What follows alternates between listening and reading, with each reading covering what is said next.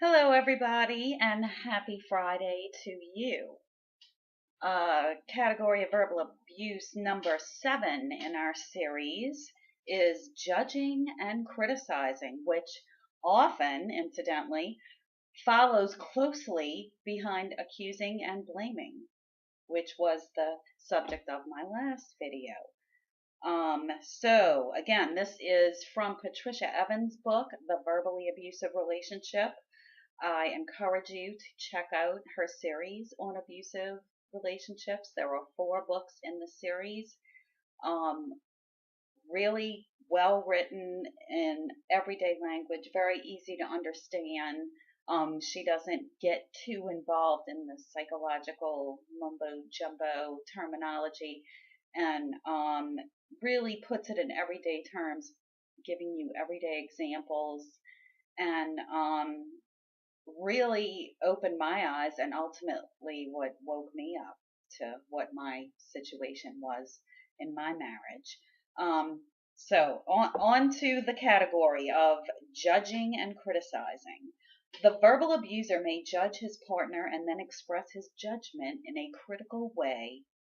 If she objects, he may tell her that he is just pointing something out to be helpful, but in reality, he may be expressing his lack of acceptance of her. Most verbal abuse carries a judgmental tone. For example, comments which negate the partner's feelings, such as "you're too sensitive," are judgmental, as are abusive quote unquote jokes. Following are some examples of judgmental criticizing. Statements which begin with "the trouble with you is," statements which begin with "your problem is," most "you" statements are judgmental, critical, and abusive.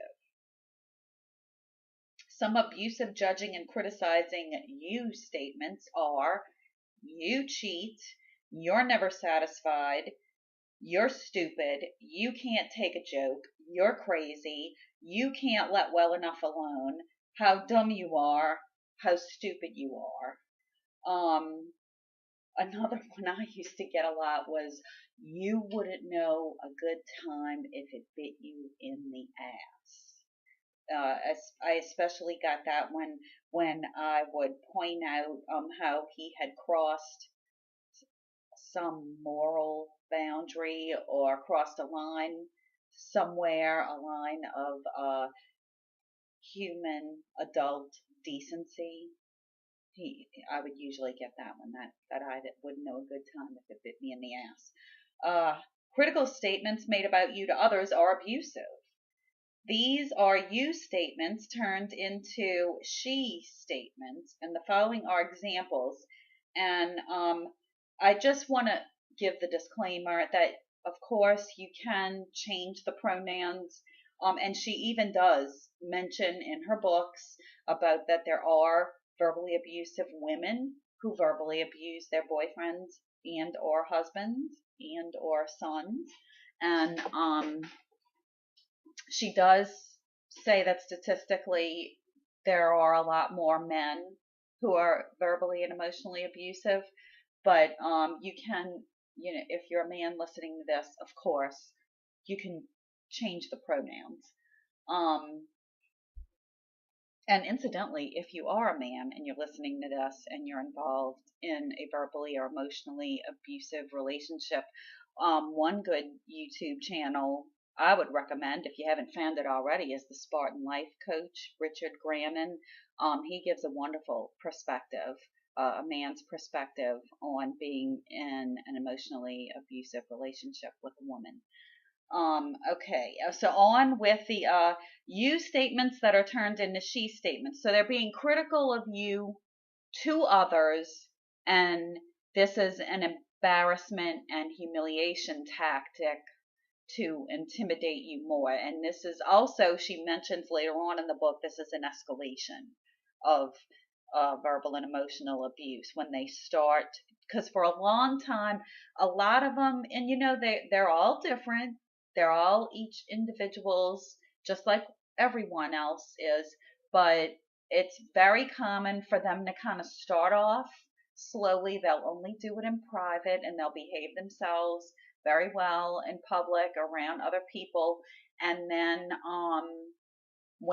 especially when you start fighting back behind closed doors, then what happens is they will start um, doing the criticizing and the put downs and, oh, I was just joking type abuse in front of friends, sometimes in front of family. And sometimes you'll notice they'll only do it in front of certain people. Like I noticed my husband when he started escalating things and actually verbally and emotionally abusing me in public, it was in front of other friends who he and I considered to be dysfunctional. Um, like they pretty much had the same sort of dynamic in their relationship where the husband was abusive to the wife. Um, and also, and this was even before we got married, he would get he wouldn't escalate too much, but he would get critical and judgmental and putting me down sometimes in front of his family. And I think that was probably because they had seen his true colors. They lived with him for 19 years before he moved out. So, they pretty much had seen him in action. So that really, it didn't surprise any of them when he acted like that. So getting on with she statements that are judgmental and critical. She can't keep anything straight. She never sticks to anything. She never stops nagging. She doesn't know if she's coming or going. Critical stories about your mistakes or actual lies about you, which embarrass you in front of others, are abusive. Statements which criticize specific words out of context are abusive. And oh, narcs love to take words and statements out of context. Absolutely love to do it. And she gives an example here. Cora and Kurt are getting ready for a ski trip. Cora exclaims with anticipation, "I can't wait to drive up there." Kurt responds very curtly, "You're not driving. I'm driving." So he's insinuating that she's meaning some sort of, I don't know, like a one-up on him. Like she's going to drive them there. Like somehow that gives her superiority over him. Who knows how their brains work. But somehow he got some sort of narcissistic injury out of that and felt the need to put her back in her place by clarifying that he's the one who's going to be driving. Or maybe he's trying to insinuate that she doesn't appreciate how he takes care of her enough. Because you know how much they have that need for adulation, you know, for you to tell them how wonderful they are. I mean, my husband used to actually tell me these things that I actually would say it out loud, that I didn't praise him enough. I didn't compliment him enough. Just ridiculous. Ridiculous. Another example she gives, Dora comes into the family room during a commercial and asks Dean, "Is the program over?" Dean replies angrily, "It's not a program, it's a playoff game." In both of these examples, the partner feels frustrated and finds herself saying, "That's not what I meant." Her meaning is already known to the abuser. He's in reality one, and in his reality, making his partner wrong gives him a sense of power over her. This type of abuser is likely to frequently tell his partner she always has to be right. I got this tactic a lot. That, you know, he would pick apart something I said, take a word or a phrase out of context, and respond angrily to me. And when I would try to clarify and explain, That's not what I meant at all. That's not what I said. Sometimes he would even like pull stuff out of his ass, like say that I actually said things I didn't say. He'd either do that or he'd say that I said them in a tone that I didn't use. Like I would come in and ask a question, a legitimate question about something, and he would say, and if it, especially if it was questioning something he did, like I had caught him in something, or there was some kind of discrepancy between what I saw and what he told me, um, he would, he would, oh, I lost my train of thought there. He would just basically accuse me of meaning something that I didn't, that I hadn't meant when I asked the question. I just was wanted to know the truth. And he would say that I walked in the room and started yelling at him. He would, and I would just be standing there baffled, like, I, I swear I did not yell. I remember what I said and I remember how I said it, and I did not walk in here and yell at you. I asked a question, and that's a tactic they use. And also I used to get the bit about you always have to be right. You always have to have the last word. Yeah, very common. Criticism disguised as help or advice is also abusive. This was another tactic mine like to use a lot also. If you'd have blankety blank, it would have turned out better. This would have been a better way. I wouldn't do it that way if I were you. Next time you should. Look what you missed. They love to point out our mistakes. They do. They really, really do. A common one I would guide, and this was a very, very big thing with him, was especially if he was like joking around, and he would make a joke, and I would give him my response to the joke, like playing along, and he would say, "No, you should have said." And another situation where he would do that is if like he would send me like a flirty text, can't wait for you to get home, blankety blank. And I would give him a flirty response back, again, playing along. And he would actually text back to me, "No, you should have said." And immediately, that just makes you feel like you're not good enough. It's like, I can't even flirt right. Like he doesn't like what I say. I can't even respond the way I think is appropriate to a flirtation. He's got to put the words in my mouth in order to make him happy. I can't just say what I feel. And it is soul crushing when that happens. It just messes with your mind because and you do hear often narcs.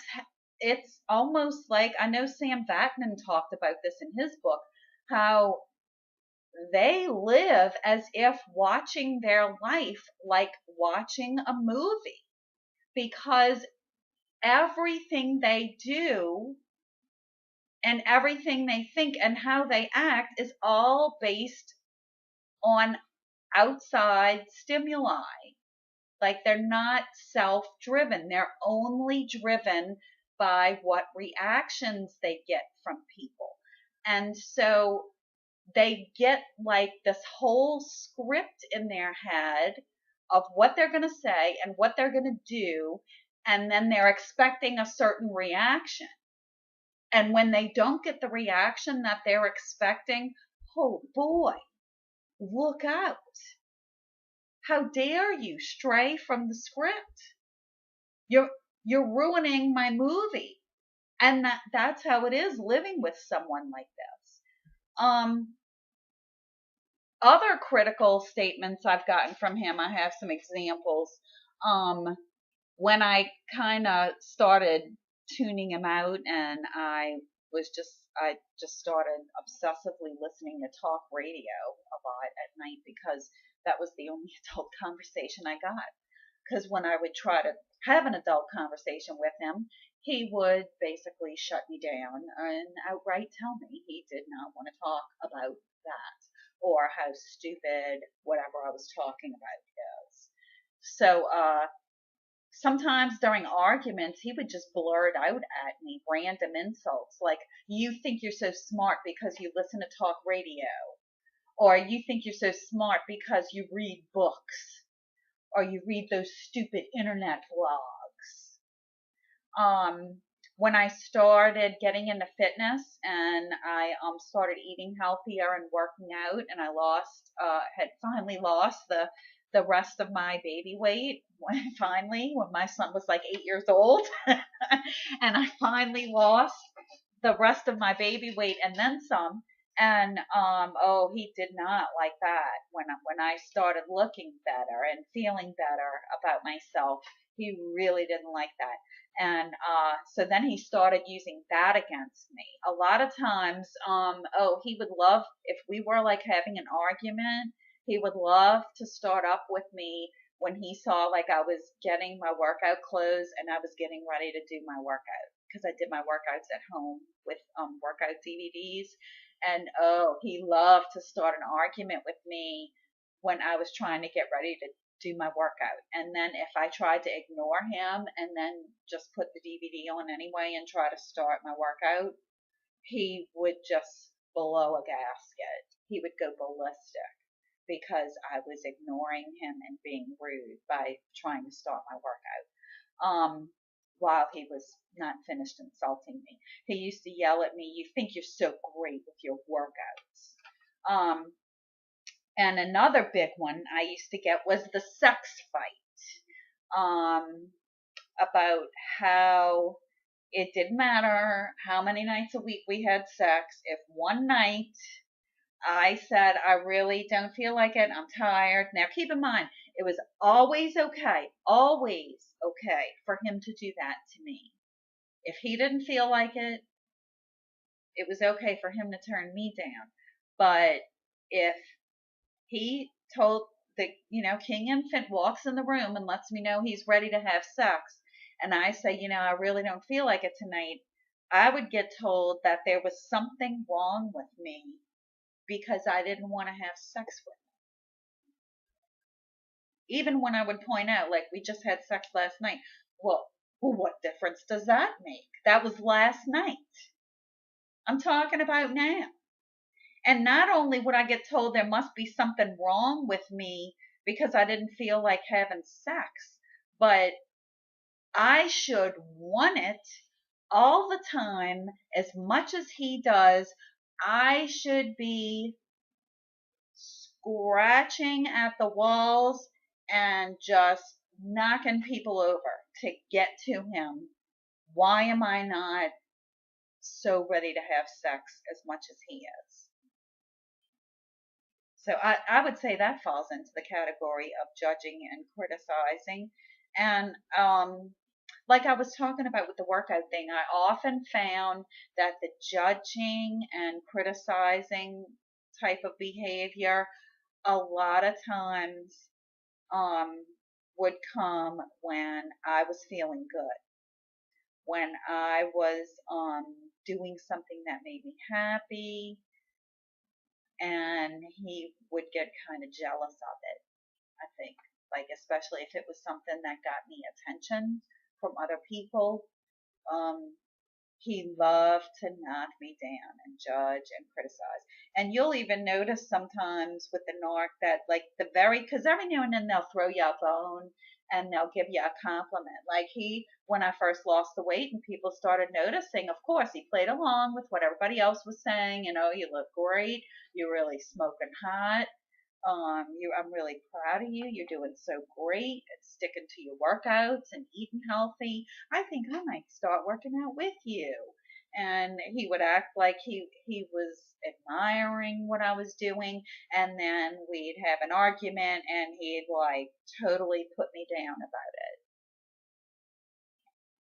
So a lot of times the very things that they'll say that they admire about you, the next time you have an argument, they'll be putting you down for the very same thing that they complimented you on previously. So that's judging and criticizing. If anybody has any comments, please leave them down below. And I hope you all have a wonderful weekend. And thank you very much for listening. Good night.